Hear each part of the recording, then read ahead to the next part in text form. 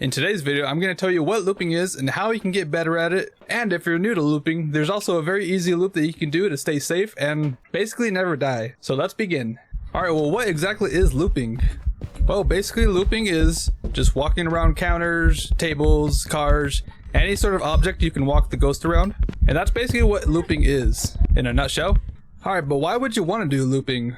Well, you can use it to test for certain ghosts, like maybe you put some salt around the counter, you just want it to like walk on the salt to maybe test for a wraith. Hello. Or it can test for certain abilities, like maybe it's a poltergeist and it throws a lot more during hunts. Like honestly, there's a bunch of stuff you can do with looping. Now before I continue, I do want to say, if you want to actually practice this, the best way for you to practice it is actually just go into custom mode and turn off that setting for like where you lose items when you die. Turn that off, so then when you die you don't actually lose anything. And there's also another way, you could also turn the ghost speed down a little bit too, just so you can like practice with the ghost speed being a little bit slower, just so the chance of dying is not as high. But yeah, that's a very good way to practice. Alright, but what are the best areas to loop? Well, counters and cars are probably the best objects to loop a ghost around.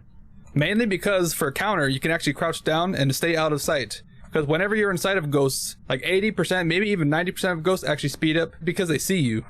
And using cars as an example, it pretty much blocks all line of sight as well, even when you're standing, but you still want to crouch, especially around the hood. Okay, I think this is a yokai.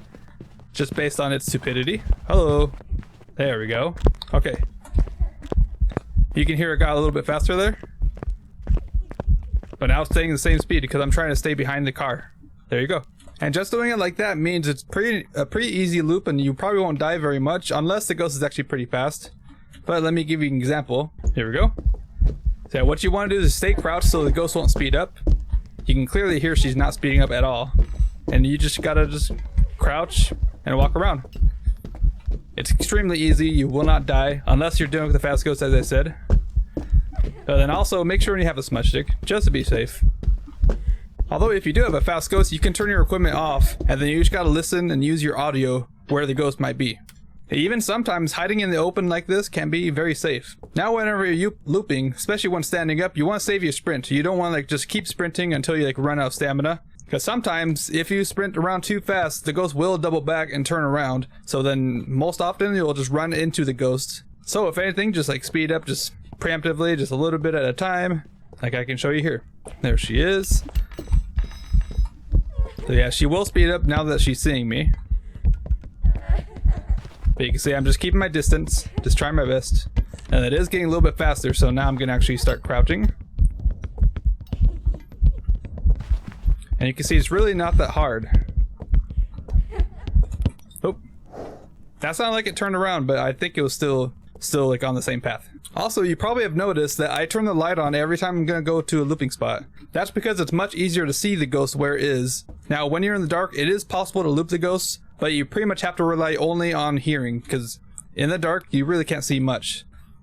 You can see like a tiny bit. I mean, I can see perfectly fine. On most monitors, you probably won't be able to see anything. Now, when you crouch down, you can actually see a little bit more. There's like a little shoulder light that we have. So we can actually see like where we are at all times, basically. Crouching is definitely pretty helpful when doing stuff like this. But I would say is just make sure and turn the light on because it helps a ton. Also, we have a ghost event. Hello. And talking about the lights, if you ever get a light that's broken, like for example this kitchen light gets broken or the light gets shut off during hunts, you can actually bring in equipment that actually acts like light or just like gives off light in general.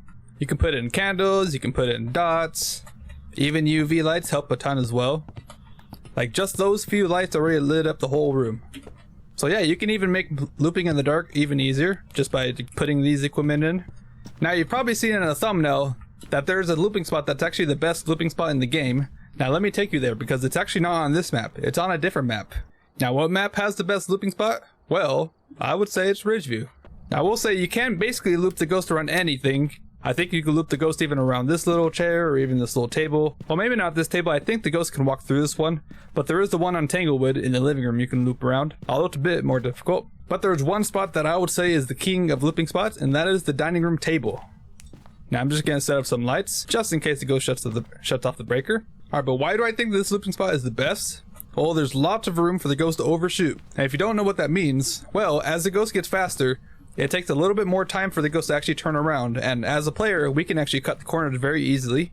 Whereas the ghosts, when they're actually very fast, which by the way, when the ghost is faster, this looping spot gets easier. But when the ghost gets faster, they actually have to start overshooting to then be able to like actually turn around. So every time they go over, it takes them a bit more longer for them to actually turn around, which gives the player more time to actually gain more stamina, so then we can just keep like sprinting around the table. It's just much more easier. Now you do have to be careful about going too fast, because it is probably a little bit more easier for the ghost to actually double back and just kill you. Especially when they're faster, it's much more easier to die. So I would say is definitely make sure to have a smudge stick as well. But this looping spot, you can pretty much loop a ghost forever. Since I believe the table is actually perfect size, and you don't even need safety. You can just like keep looping it forever, even if like the hunt's like 3 minutes long or something, you can still loop it. I will say that it will take a couple tries to actually get this perfected, but it's definitely worth it, especially if you're caught in a pickle. Like maybe you walk inside and the ghost start to hunt already, and he's like right there in the kitchen and you have a table right here. You can just loop it around the table. Or another example, maybe you're doing some like no evidence or something, and with my normal custom mode, I usually have the breaker starting on, so I'll just walk in, turn the lights on, and then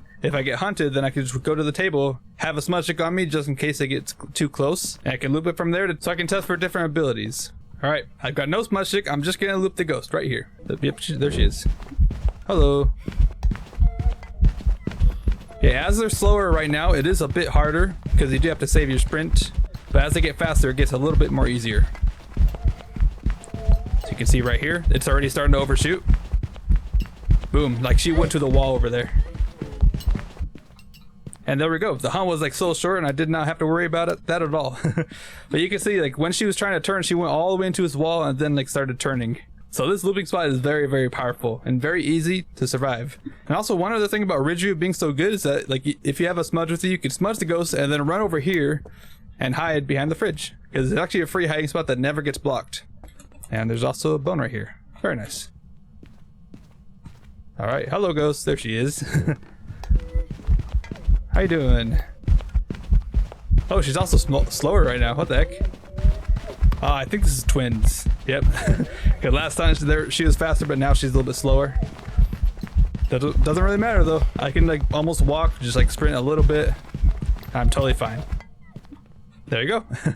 Now there is also a table like this on Tanglewood. I haven't really tried looping it there, but I would say the counters are definitely king, because you can just crouch behind there, and if the ghost is too fast, just like turn off your equipment and then try to hide just based on audio, like where the ghost is coming from.